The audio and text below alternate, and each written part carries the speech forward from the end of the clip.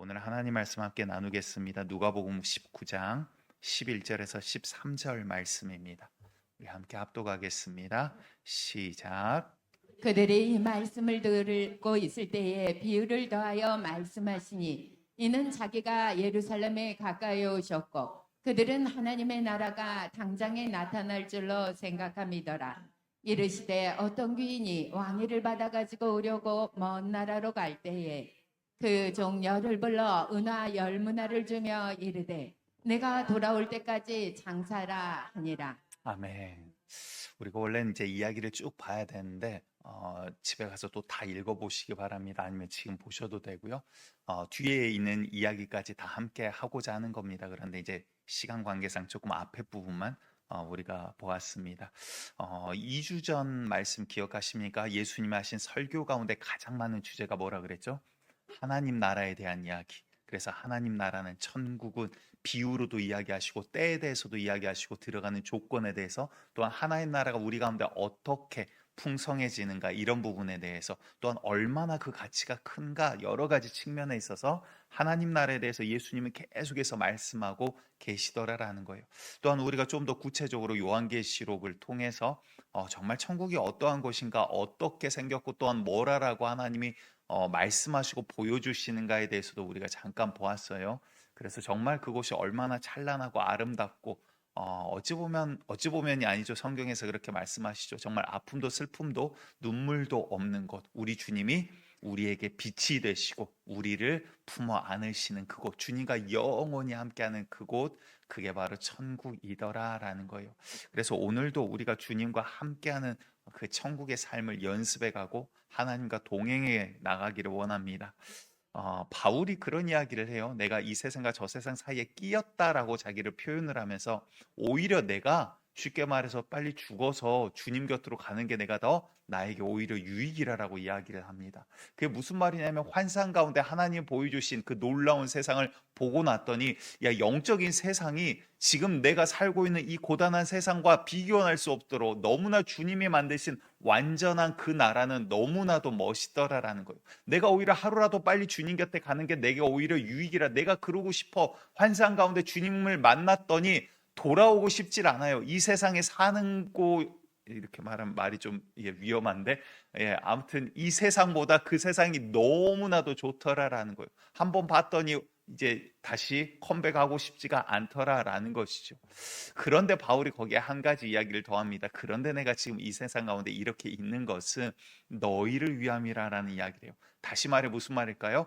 주님께서 나에게 주신 사명이라라는 게 있다라는 거예요. 여러분들 한때 이제 기독교 안에서도 좀 논란이 있었던 부분이 있습니다. 자살에 대한 부분.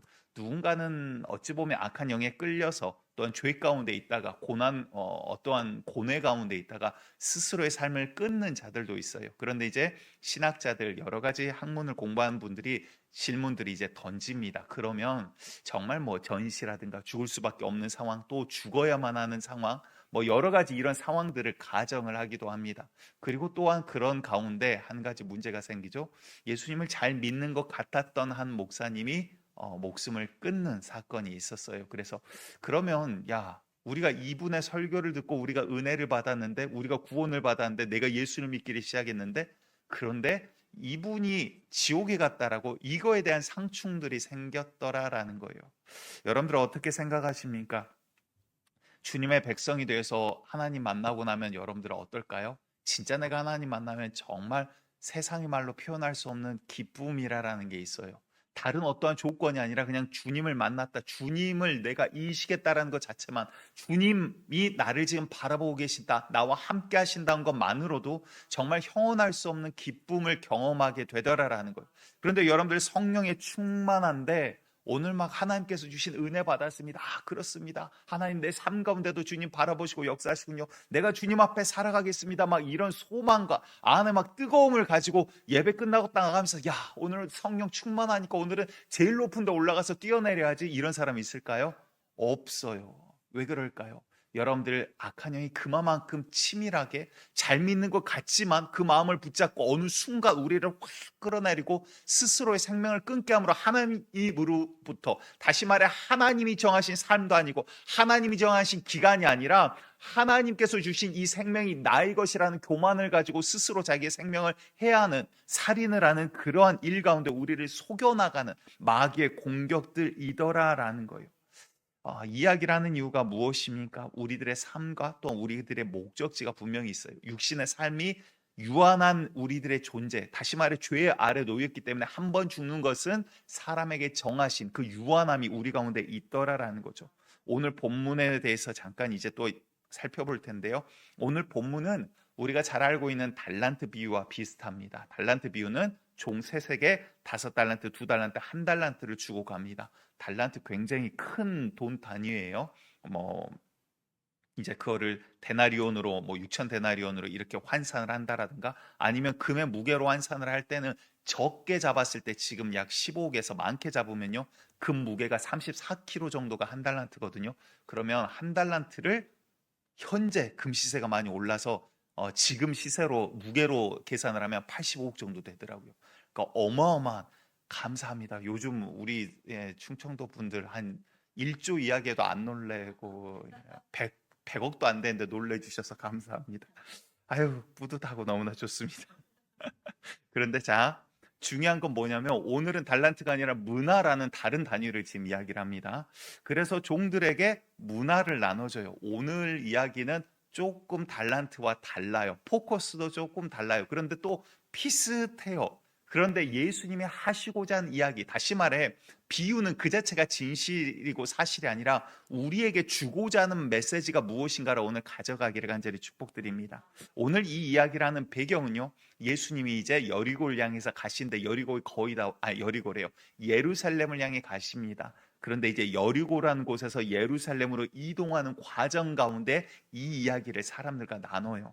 그게 무슨 말이냐면 예수님이 이제 십자가에 달려 죽는 사건으로부터 약 일주일 전이에요. 여러분들, 내가 일주일 뒤에 어떤 고초를 당하고 이제 이날 일주일 뒤에, 그러니까 6일 뒤가 6월절이거든요. 그 다음 6월절 가운데 그 고초를 당하고 십자가에 달려 죽을 것을 아는 사람이라면 어떤 마음일까요? 정말 유언과 같이 정말 이 남은 일주일은요, 가장 귀한 것을 이야기할 수밖에 없더라라는 거예요. 예루살렘으로 향할 때 그 주변에 많은 사람들이 있습니다. 다시 말해 예수님 사역의 거의 막바지예요. 이때 어땠을까요? 많은 사람들이 이미 소문은 예루살렘에, 또한 온 이스라엘에 퍼졌습니다. 야, 예수라는 선생은 귀신도 쫓아낸다더라, 안진뱅이도 일으킨다더라, 죽은 자도 살린다더라, 못 본 자, 야 바디메오 너 알지 그 동네? 그런데 바디메오도 눈을 뜨고 안진뱅이가 벌떡 일어났대. 온갖 중풍병자가 나음을 받았고 손 마른 자가 그 앞에서 말씀으로 이렇게 고침을 받았다. 온갖 간증들이 곳곳에서 차고 넘칩니다. 많은 사람들이 그를 다윗의 자손이여 다윗의 자손이여 말을 하기 시작해요. 그 어떤 때보다도 예수를 따르는 자들이 가장 많았을 때라는 거예요. 그런데 그분이 이제 예루살렘으로 갑니다. 그러자 이스라엘 사람들 가운데, 유대 사람들, 그들 가운데 어떤 마음이 들었을까요? 드디어 혁명은 오늘 시작이다, 막 이러면서 그런 마음이 들지 않았을까요? 왜? 그들 마음속에서는 예루살렘에 가면 이제 그 예루살렘에 그 로마의 세력과 또한 지금 악한 이 모든 세력을 뒤엎고 새로운 다윗과 같은, 모세 같은 절대적인 지도자와 같이 이 이스라엘을 새롭게 세울 지도자를 우리에게 보내주셨다. 그게 예수다. 그 마음을 품고 있었거든요. 야, 예루살렘에만 들어가면 이제 새로운 왕국을 세우실 거야. 그때 이런 모든 정권도 개편되고 우리가 드디어 독립국가로서 다시 한번 일어서는, 세계에 우뚝 일어서는 그 사건이 일어날 거야. 사람들은 그 기대감에 그 어느 때보다도 예수를 많이 따랐을 것이더라라는 거예요. 그런데 예수님이 오늘 이 이야기, 비유를 하는 이야기의 목적을 성경은 이렇게 이야기를 합니다. 누가복음 19장 11절을 같이 읽겠습니다. 시작. 그들이 말씀을 듣고 있을 때에 비유를 더하여 말씀하시니 이는 자기가 예루살렘에 가까이 오셨고 그들은 하나님의 나라가 당장에 나타날 줄로 생각함이더라. 자, 이제 예루살렘을 향해 가요. 여리고에서 예루살렘을 향해 가고 이제 얼마 남지 않았어요. 이제 사실 이 사건이 있고 나서 이제 그 다음이면 예루살렘에 입성하는 그 사건이거든요.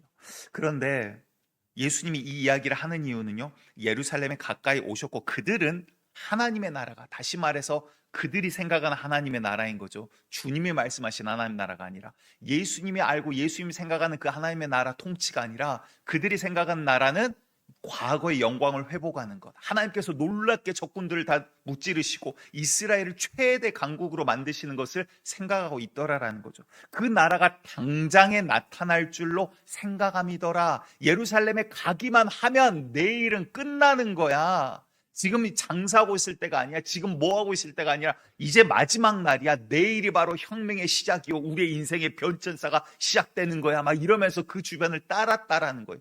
그러자 주님이 그리고 나서 이 이야기를 하고 이 오늘의 본문의 이야기를 시작을 하더라라는 거예요. 무슨 말입니까? 당장에 너희들이 생각하는 그것이 아니야. 당장에 내가 생각하는 하나님 나라의 그 마지막 종착점이 아니더라라는 거예요. 주님께서는 우리의 삶을 향해서 뭐를 하고 계십니까? 계획을 갖고 계시고요, 우리에게 향해서 말씀하실 때 때에 대해서 이야기를 하고 계시더라라는 거예요. 자, 우리들의 삶 가운데 분명히 주님이 말씀하신 그 하나님 나라의 임재와 통치와 또한 여러 가지, 이걸 어떻게 보냐에 따라서 이제 또 많은 것으로 표현할 수 있어요. 우리가 생각하는 그 마지막, 이 모든 것들을 결산하는 그때가 분명히 옵니다. 그런데 성경은 분명히 말씀하고 계시죠. 그때와 시는 너희에게 주어진 것이 아니다. 그건 천사들도 모른다. 너희들에게 알려주지 않는다라고 예수님은 분명히 말씀을 하셨어요, 이미. 그런데 뭐라고 하십니까? 그런데 너희가 징조를 통해서 그때가 다가옴을 너희가 알 거야. 야, 무화과 나무 잎이 푸르르게 변하고 이제 여러분들 계절이 조금씩 변하죠. 벌써 날씨가 이제 좀 따뜻하다 보니까 벌써 잎을 내고 꽃을 피우는 그런 나무들도 있어요. 이런 것들을 보면 너희가 계절을 바뀌는 것을 아는 것처럼 때가 다가옴을 너희가 알게 될 거다라는 이야기를 하십니다. 그런 징조들 가운데 어떤 징조들입니까? 많은 것들이 있습니다. 이스라엘의 재건, 2000년 동안 없었던 나라가 1948년인가 7년인가요? 7년이죠. 그때 다시 재건이 됩니다. 그래서 지금 이스라엘이 그때 생겨난 거예요. 2000년 동안 유대라는 민족은 있었지만 이스라엘이라는 나라가 없었어요. 생겨난 지 얼마가 안 돼요. 하나님의 예언의 말씀대로 이루어집니다. 또한 어떠한 것들이 있습니까? 마태복음 24장의 제자들과의 대화 가운데 예수님이 분명히 말씀을 해주세요. 야, 기근이 있고 지진이 있고 여러분들 지금 점점 많아져요. 과거에 비해서 굉장히 많아지고 있어요. 최근 10년 동안 일어나는, 지구의 전 세계적으로 일어나는 큰 지진을 통계를 내봤더니 과거에 100년 동안 일어난 횟수보다 최근 10년이 더 많더래요. 그게 무슨 말이에요? 굉장히 지구는, 환경 지금 급변하고 있더라라는 거예요. 기근, 지진, 기근도 이야기하고자 하면 너무나도 가슴 아픈 이야기들 많죠. 우리는 음식을 남아서 버리지만 지금 몇 초에 한 명씩 굶어 죽어가는 전 세계에서는 그런 아사하는 사건들이 일어납니다. 또한 전쟁의 소식, 이거는 우리가 이제 부인할 수 없는 현실이 되어버렸어요. 저도 처음에는 우크라이나와 그 러시아와의 전쟁을 시작됐을 때 얼마나 오래 가겠어, 국방력 차이가 워낙 크니까 어떻게든 빨리 마무리되지 않겠어, 어떻게든 타결을 맺지 않겠어 생각을 했지만 하나님의 말씀은 우리의 생각을 뛰어넘고요, 주의 말씀은 분명히 그대로 이루어져 나가더라라는 거예요. 단순한 러시아 이야기가 아닙니다. 지금 중동도 마찬가지죠.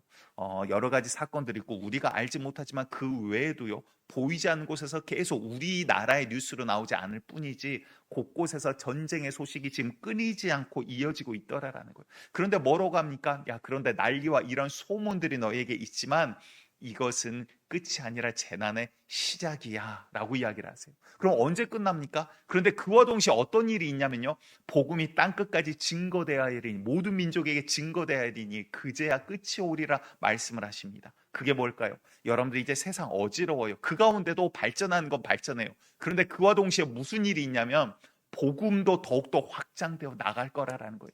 다시 말해 여러분들, 이 환난의 시기가 두렵고 어렵고 전쟁과 여러 아픔, 가슴 아픈 소식들과 이런 난리와 소문들만 있는 게 아니라 그 가운데 놀라운 하나님의 일하심도 우리 가운데 분명히 있더라라는 거예요. 여러분들 이 마지막 기회, 마지막 때 우리가 정말 주님 손에 붙들림 받아 쓰임받는 교회가 되기를 간절히 축복합니다. 이러한 일들이 우리 가운데 있을 거라고 여러 이야기들을 하십니다. 그래서 미래에 대한 예언들이 성경에 정말 많이 나오죠. 그런 가운데 지금 이란 전쟁 때문에 많은 목사님들 또한 학자들이 이러한 이야기들을 합니다. 예를 들어서 뭐 예스겔서 38장이라든가 예레미야 49장 그리고 또한 잠깐 영적인 이런 전쟁에 대해서 나오는데 요한계시록 20장에 이제 곡과 마곡의 전쟁에 대해서 에스겔서와 함께 그 부분에 대해서 나오는 부분들이 있어요. 이제 이런 부분들을 가지고 지금까지 정말 이 말씀에 부합한 전쟁이 있었던가? 아직도 지금 전쟁이 그와 부합한 전쟁은 아니에요. 하지만 이것을 시발점으로 이렇게 되어가지 않겠는가라고 바라보는 이런 사람들이 이제 있어요. 어떤 게 맞다 틀리다 지금 이야기를 하고자 하는 게 아닙니다. 이란의 역사를 보면 이란도 역사가 뭐 우리나라가 반만 년 이야기하지만 이란도 역사를 5천 년이라고 이야기를 합니다. 그만큼 역사가 깊은 민족이고 또한 국가예요. 그런데 과거에 성경의 다니엘 시대라든가 이런 때 어떤 모습으로 나오냐면 엘람이라고 일컬어지기도 하고요. 우리가 잘 알고 있는 페르시아 이러한 이름들로 이제 일컬어집니다. 이란도 수많은 전쟁이 끊이지 않는 땅이에요. 전쟁을 점령해 나가기도 하고 또한 침공을 당해서 무너지고 없어지고 생겨나고를 계속 반복했던 땅이 바로 이란 땅이에요. 어찌 보면 정말 조용할 날이 없었던 땅, 그리고 또 풍요롭지 않았던 땅인데 이제 석유가 나기 시작하고 사업화되고 자동차 산업이 지난 100년간 이렇게 발전해 오면서 오일머니 때문에 잠깐, 그런데 여러분들 화면이나 이런 거 보시면 아시지만 우리나라보다 잘 사나요? 아니에요. 왜 그럴까요? 상위 일부만 그 재물을 착복을 하지 백성들은 그렇게 잘 살지 못하는 나라가 사실 이란이에요. 그런데 이러한 환경들 가운데 이제 분명히 우리가 기억해야 될 것은 하나님의 말씀은 어떻게 된다고요? 반드시 이루어진다라는 거예요. 마지막 때 아람의 여러 연합군들, 러시아도 거기에 이제 곡감마곡의 이제 학자들은 곡을 러시아로 바라봅니다. 그래서 러시아의 여러 전쟁들이 그래 될지 아니면 연합군이 될지는 우리가 확실히는 모르지만 성경의 예언들을 볼 때는 분명히 하나님을 대적해서 일어나는 이러한 사건들이 나오고 있더라라는 거예요. 무슨 말씀을 드리고자 하냐면 이제 하나님께서는 여러 나라 중동들, 그런데 전쟁의 소식이 계속 있다란 말은 무슨 말이냐면 이거는 뭐 길게 이야기하면 시간이 너무 아까우니까 과거에는 이제 구소련과 미국이라는 큰 두 양대 산맥이 서 있으면서 어찌 보면 작은 나라들은 전쟁을 할 명분을 내세우지를 못했어요. 그런데 전쟁이 일어난다는 말은요, 어떠한 하나가 굉장히 강한 주권을 갖고 가면 전쟁은 안 일어나요. 억울해도 안 일어나요. 그런데 언제 일어납니까? 서로 비등비등해지면 싸우거든요. 무슨 말인지 아시겠죠?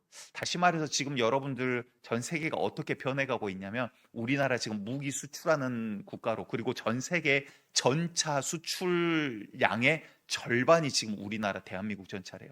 그만큼 지금 우리나라 방산 산업도 많이 발전을 했고, 그러니까 우리나라 사람들 정말 똑똑하고 하나님이 놀라운 재능들을 주셨어요. 그런데 여러분들 이런 첨단 무기들이 계속 팔려나간다는 건 뭐예요? 전 세계가 무기가 상향 평준화돼 간다라는 거예요. 이제 전쟁이 일어나면 옛날 같이 그냥 칼 들고 총으로 땅콩땅콩 쏘고 이런 전쟁이 아니더라라는 거예요. 지금 여러분들 미국이 하는 전쟁도요 굉장히 무섭습니다. 미국의 이제 팔런티어? 제가 정확하게 이름을 모르겠어요. AI 회사가 있는데 그게 원래는 지금 일반 업체 프로그램을 제공하는 회사가 아니라 팔란티어인가 봐요. 근데 그게 원래 국방부의 프로그램을 제공하는 회사예요. 그래서 지금 현재 여러 AI 프로그램들을 사용을 하는데 전쟁이 과거 같지 않아요. 이제 동선 어떻게 움직이고 모든 자료를 사람이 계산하는 게 아니라 AI가 짧은 시간 안에 정말 방대한 데이터를 계산을 해서 어디가 가장 취약한가, 어떻게 공격해야 되는가, 무엇을 공격해야 되는가, 게임처럼 클릭하면 인공위성으로 보고 있다가 그 클릭한 데를 바로 공격해 버릴 수 있는 그러한 시스템이 현재 미국이 사용을 하고 있어요. 이거를 이제 공개를 했어요. 여러분들 공개를 했다라는 건요, 국방부에서 공개를 했다라는 거는 이것보다 실제로 가지고 있는 기술은 더 상위 기술이라는 뜻이에요. 왜냐하면 진짜는 보여주지 않거든요, 적군에게.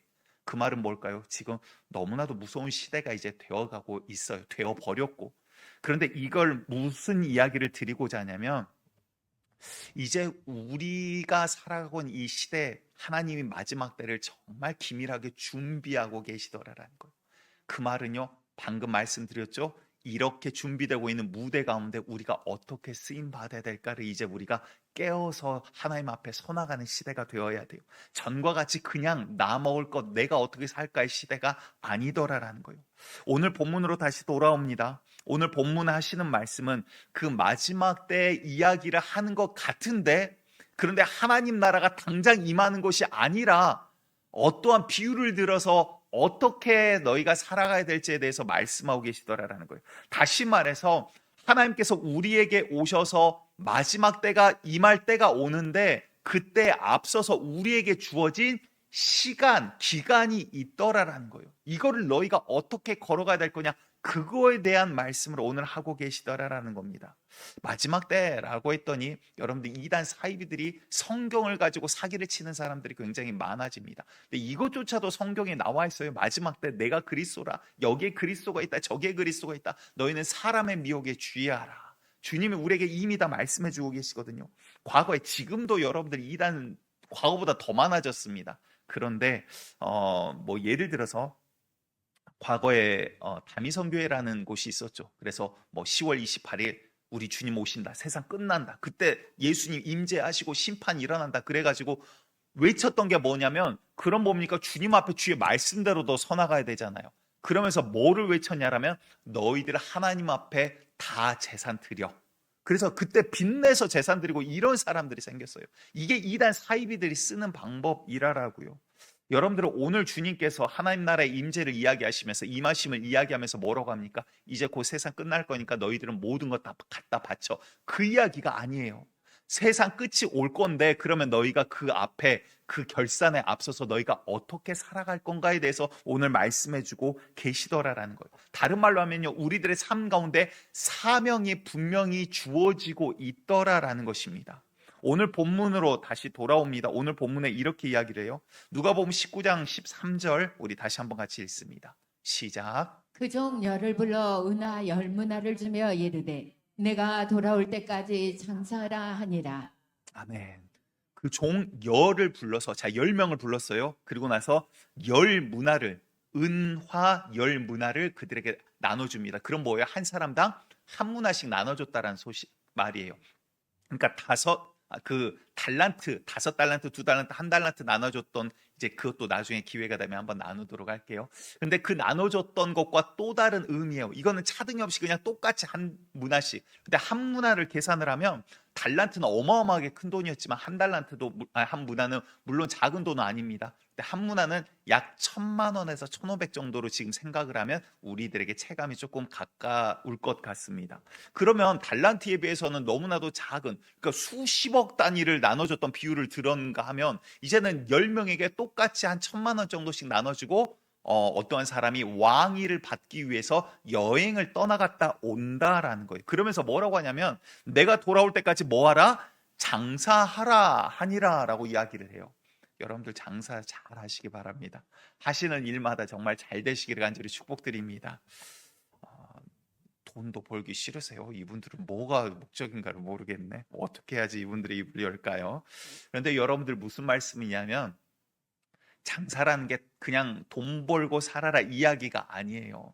뭘까요? 예를 들어서 이런 거예요. 예수님 오심을 예비하는 사건들이 있습니다. 예를 들어 구약의 많은 선지자들, 그리고 또 예수님 오실 때 실제로 어땠습니까? 정말 엉뚱하게 상관도 없었던 이방인들이요, 동방박사들 갑자기 등장합니다. 그들은 하늘 보고 그냥 별 보고 계산하고 연구했던 사람이에요. 그들은 하나님을 믿어서가 아니라 그냥 그거를 보고 연구한 게 자기의 인생의 목적인 줄 알았는데, 진짜 목적은 하나님이 그들을 어떻게 사용하십니까? 예수님의 탄신을 예비하게 하신 일 가운데 쓰시더라라는 거예요. 침례 요한 또 어땠습니까? 또한 엘리사벳, 마리아, 또한 요셉 어땠습니까? 여러분들, 그리고 안나라는 할머니가 등장을 해요. 이는요, 그의 삶에 대해서 나오는 게 없어요. 신실하고 하나님 앞에 평생 성전에서 기도하는 한 여인으로만 나와요. 그런데 이가 뭐를 합니까? 네가 죽기 전에 메시아가 오는 것을 보게 될 거야. 그 아기 예수를 보고 그의 삶은 마무리를 돼요. 그 삶을 통째로 바쳐서 하나님의 예비하심 사명을 마침표를 딱 찍고 끝나버려요.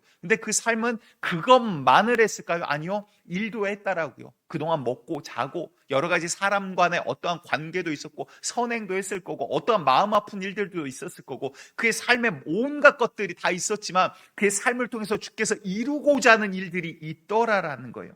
다시 말해 무슨 말입니까? 돌아올 때까지 장사해라라는 말은요, 우리들의 삶 여러 가지 있습니다. 일도 하셔야 되고 사회적으로도 세상 가운데 우리가 함께 또 일하며 살아갑니다. 여러 가지 가정에서도 헌신도 하고요, 여러 일들을 우리가 합니다. 그런데 이것들이 뭐예요? 하나님께서 주신 어떠한 사명을 우리가 잃어버리면 이거는 아무 의미가 없어져 버린다는 거예요. 하지만 주님께서 주신 사명을 붙잡고 가면 이 모든 것들을 통해서 주께서 나를 사용하시는 그 일 가운데 너희가 쓰임을 받으라라고 이야기를 하고 계신다라는 거예요.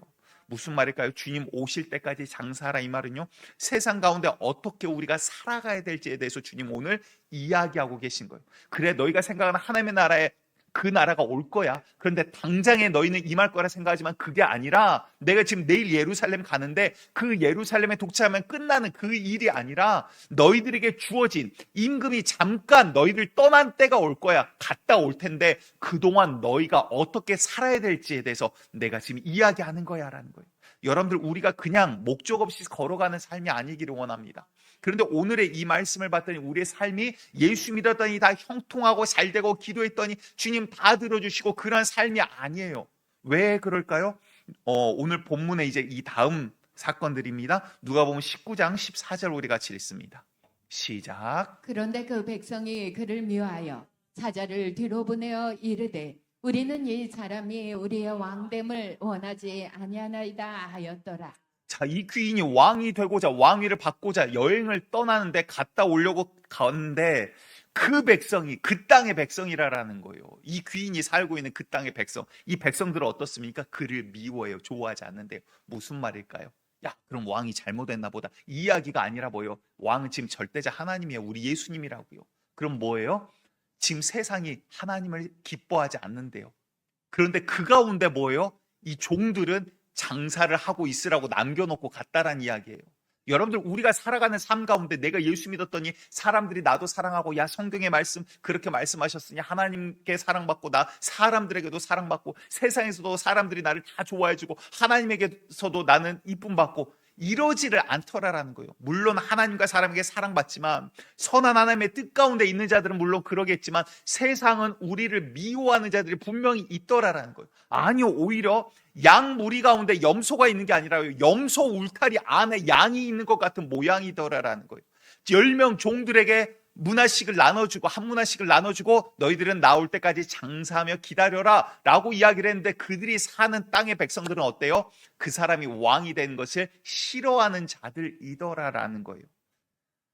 제가 군대에 있을 때 이제 한 상사분을, 이제 헌병대 상사분을 모셨습니다. 근데 헌병대 상사는 파워가 막강해요. 이제 뭐 지금은 시대가 또 바뀌었겠지만 그때만 해도. 그래서 헌병대 상사 정도 되면 물론 계급은 감히 비교할 수 없지만 짬밥이, 이게 전문 용어라 죄송합니다만 아무튼 짬밥이 보통 분 아니시잖아요. 그러니까 사무실에 앉아서 전화할 때 보면 대령하고도 이야기를 안 해요.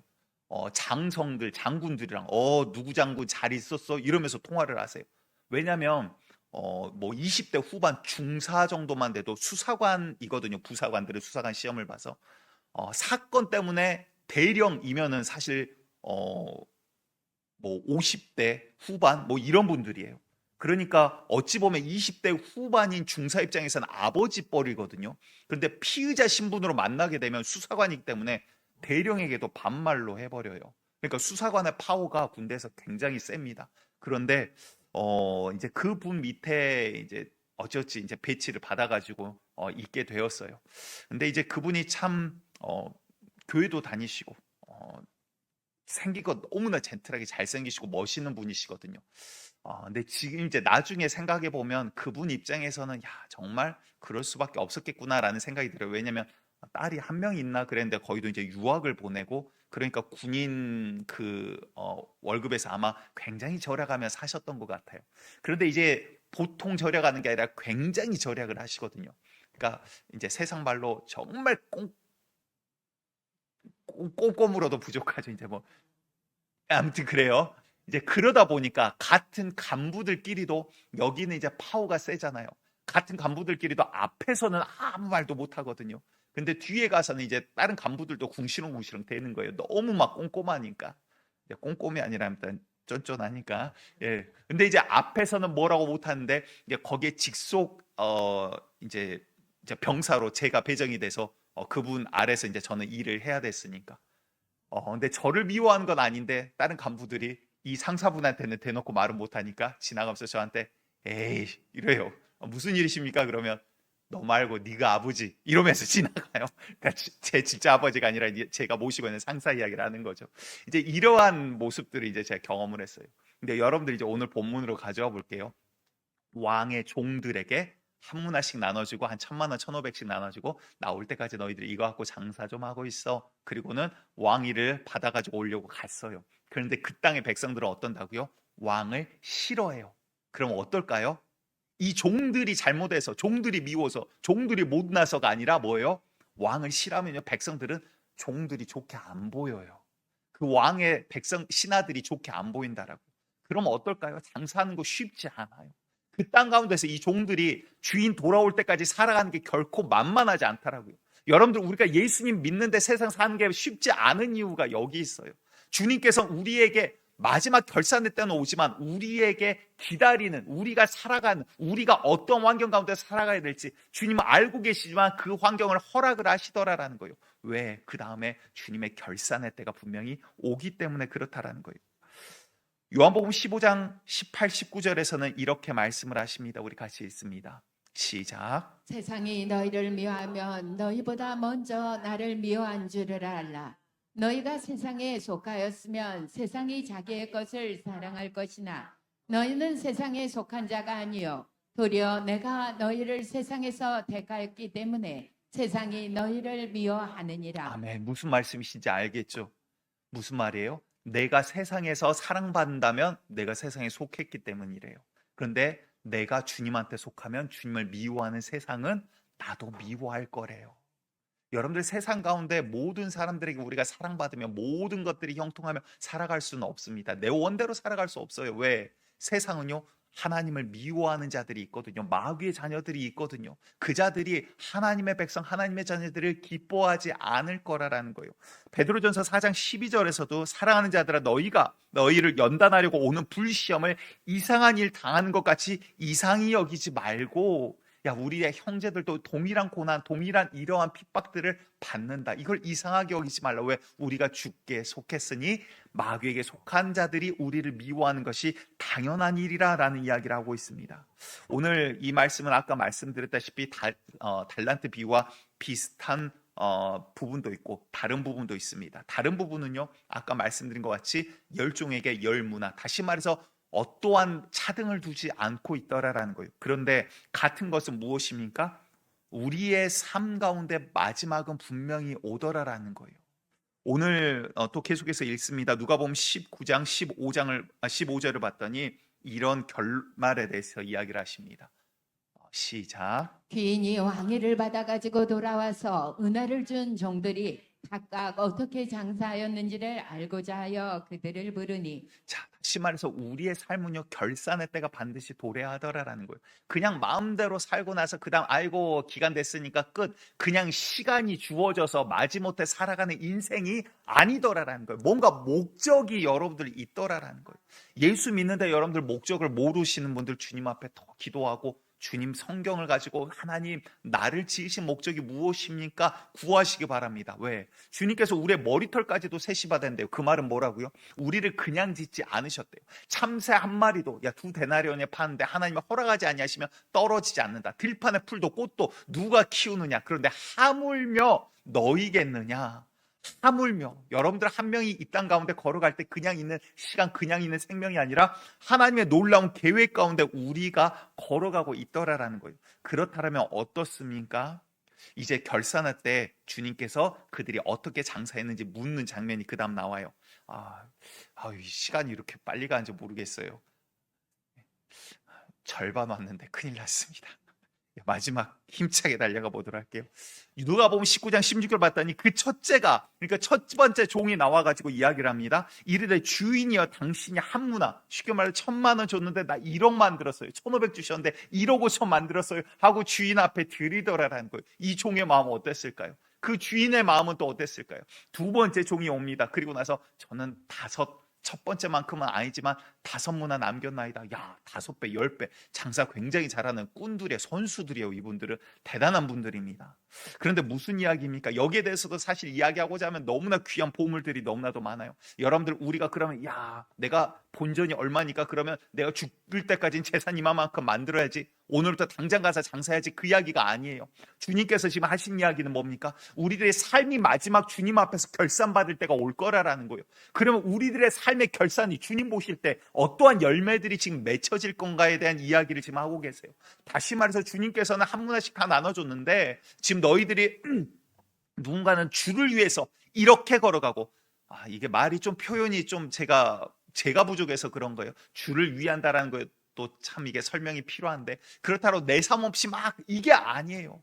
나의 삶을 통해서 우리의 마음 가운데 소망을 두고 주의 뜻들을 이루어 가시는 주의 놀라우신가, 주님과 함께 걸어가는, 하나님과 함께하는 생명력 있는 그 생명수 뿌리에 접붙임 받아 열매 맺는 열매의 산들을 이야기하고 있더라라는 거예요. 누군가 10배, 30배, 60배, 100배 맺는 자들도 있어요. 그런데 그렇지 못한 자들도 있더라라는 거예요. 우리가 잘 아시다시피 한 문화 받은 자 헝겊으로 잘 싸가지고 숨겨놨다가 이제 달란트는 땅에 묻죠. 그런데 이거 잘 숨겨놨다가 주인 앞에 드리면서 달란트 비유와 똑같은 이야기를 합니다. 주인 엄하고 무서우신 분이어서 그래서 내가 심지 않는데 해치는 그런 분인 줄 알고 내가 무서워가지고 이거 가만히 있었습니다.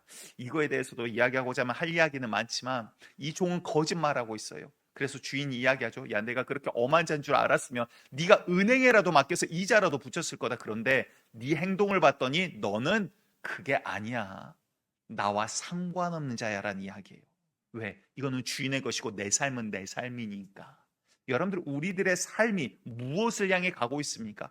창조주가 우리들을 만들었을 때 우리에게 복 주시고 우리가 잘 되기를 원하시고 우리가 정말 행복하게 주님 안에서 살아가기를 원하셨어요. 그런데 그 삶 가운데 우리들을 통해서 이루고자 하는 주의 놀라운 섭리들, 그게 내 걸로 헌신하고 뭔가를 없애서 내가 손해보는 삶이 아니라 우리들을 만든 목적, 다시 말해서 나에게 진짜 목적과 기쁨과 만족을 주는 그 길을 걸어가기를 원하시는데, 우리는 세상의 일편화된 기준을 가지고 돈이 목적이 되어버리고 우상이 되어버리고 어떤 다른 것들을 우상으로 삼고 살아가는 우리들의 모습에 있더라라는 거예요. 주님과 상관없는 삶이 아니라 주님을 향한 삶이 되기를 간절히 축복합니다. 예레미야서 29장 11절에 이렇게 말씀하십니다. 여호와의 말씀이니라. 너희를 향한 나의 생각은 내가 하나니 평안이요 재앙이 아니니라. 너희에게 미래와 희망을 주는 것이니라. 아멘. 예레미야서를 통해서는 하나님께서는 이스라엘을 정말 여지없이 꾸짖고 그들의 죄악을 낱낱이 밝혀내십니다. 그런데 주님의 그 생각은 뭐라고요? 평안이래요. 우리를 향해서 주님께서 지금 말씀하시는 이 비유를 하신 이야기는 뭐예요? 야, 이제 내가 예루살렘 가면 끝나. 그게 아니에요. 내가 예루살렘 간다고 그래도 아직 시간이 한참 남았어. 너희에게 이러한 비유를 말해줄게. 너희가 열심히 나를 따라. 그 이야기가 아니에요. 너희가 뭐 너희의 거 막 헌신하고 다 내뱉어야 되고 너희들은 쫄쫄 가난하게 해야 되고 다 교회 가서 헌금하고 바치고, 그 이야기가 아니라고요. 우리들의 삶에 대한 이야기를 하고 있는 거예요. 우리들의 직장에 있는 이야기를 하고 있는 거예요. 우리들의 가정에 대한 이야기를 하고 있는 거예요. 너희들이 무엇을 바라보고 누구와 함께 지금 걸어가고 있겠니? 마지막 날에 그 열매 맺는 그 열매가 무엇이니? 라는 이야기를 하고 계시더라라는 거예요. 나와 상관없는 똑같은 한문화지만 누구는 품고 있었고 누구는 주인을 위하여 주의 말씀 가운데로 걸어가는 삶이었다라는 거예요. 그가 게을렀는지 일찍 일어난지 6시에 일어난지 12시에 일어난지 전혀 상관하지 않고 계세요. 주님께서 결산할 때가 분명히 온다라는 거예요. 그런데 이 한문화를 가지고, 단문화지만 한문화를 가지고 장사하지 아니한 주인과 상관없이 걸어갔던 그 사람에 대해서 이렇게 말씀하십니다. 그 한문화를 빼앗아서 10문화 있는 자에게, 오히려 많이 있는 자에게 갖다 줘라. 쉽게 말해서 잘하는 자에게 갖다 줘라 라고 이야기를 해요. 여러분들이 사장입니다. 그럼 여러분들 똑같은 직원 10명이 있는데 누구는 다른 사람들보다 2배 더 많은 효율의 일을 해요. 누구는 10배 일을 해요. 일을 맡겨보면 더 잘하는 사람이 있다라고요. 그런데 누구는 맡겨놨더니 자꾸 일을 망해먹고 쫄아먹고 없애버려요. 그러면 여러분들 사장은 어떻게 하겠습니까? 여기에 맡기면 계속 없어지거든요. 가져다가 더 잘한 자에게 줄 수밖에 없는 거예요. 하나님의 어떠한 편견 이런 분이 아니시더라라는 거예요. 여러분들 세상은 말하죠. 공평에 대해서. 와, 이거 시간이 이렇게 부족할 줄 몰랐습니다. 세상이 말하는 공평과 성경이 말하는 진짜 공평은 차이가 있어요. 시간이 조금 가더라도 잠깐 설명을 하도록 하겠습니다. 여러분들의 사회주의 사상, 공산주의와 사회주의는 또 다릅니다. 그러니까 물론 근데 그 베이스는 사회주의가 되어서 거기서 공산주의가 만들어지죠. 근데 사회주의 사상의 기본적인 개념을 책으로 공부를 하면 이거 굉장히 멋있거든요. 그래서 우리나라도 한때 사회주의에 많이 빠졌던 분들이 있어요. 무슨 말을 드리고자 하냐면 사회주의 사상도 그 만들어지는 모티브가 성경에서 많이 가지고 옵니다. 그런데 성경에서 하나님의 마음을 가지고 온 게 아니라 이상한 부분만 가지고 와요. 그래서 어떤 개념이 있냐면 이걸 잘못됐다라고 지금 이야기하는 게 아니라 설명을 드리기 위한 거예요. 자, 많이 번 자에게 많이 뺏어가지고 시스템화하는 거죠. 지금 없고 못 먹고 굶주리고 불쌍한 자들에게 나눠주자. 그러면 모두 다 잘 살지 않겠냐? 이게 기본적인 사회주의 그 개념이에요. 그러면 가만히 이론만 놓고 생각하면 이거 유토피아거든요. 야, 굶주림도 없고, 야, 배고픔도 없고, 여기가 지상 천국인 것 같아요. 그런데 실제로 그걸 해봤더니 그렇게 되던가요? 그렇게 안 돼요. 왜? 열심히 일할 이유가 없어지니까 다 같이 일을 안 해버려요. 그게 우리의 인간의 연약함이죠. 그런데 성경에서 모티브로 해서 가져왔는데 잘못 가져온 이유가 뭐냐면 성경에서 이걸 시스템으로 만들질 않으세요. 야, 많이 있는 자들 많이 헌금해. 그럼 교회는 없는 자들 도와주고 그 이야기를 하지 않으세요. 무슨 이야기를 하십니까? 오히려 주님께 구원받고 은혜 받았더니 사도행전을 보니까 어떻게 해요? 그들이 자발적으로 자기의 것을 통용하며 함께 나누며 기뻐하더라라고 이야기를 해요. 너 많으니까 너 집 두 채니까 한 채 갖다 바쳐. 이런 시스템이 아니더라라는 거예요. 자발적으로 내가 바치니 하나님 앞에 드려지는 그것을 인해서 함께 기뻐하며 함께 나누는 하나님 안에서의 마음의 믿음의 공동체가 되더라라는 거예요. 그런데 여러분들 우리 주님은 오히려 성경은 뭐라고 이야기하시냐면 데살로니가후서 3장 11, 12절 봤더니 이런 말씀이 있습니다. 우리가 들은즉 너희 가운데 게으르게 행하여 일을 안 한대요. 도무지 일하지 않냐고. 그런데 교회에서 준 걸로만 받아먹고 사는 자들이 있어요. 일을 만들기만 하는 자들이 있다 하니 이런 자들에게 우리가 명하고 주 예수 그리스도 안에서 권하기를 조용히 일하여, 그러니까 조용히란 말이 가만히란 말이 아니라 지금 무섭게 이야기하는 거예요. 조용히 일하여 자기 양식을 먹으라. 이 앞에 10절에 우리가 잘 알고 있는 일하기 싫어하거든 먹지 말라라는 이야기가 여기 나와요. 무슨 말입니까?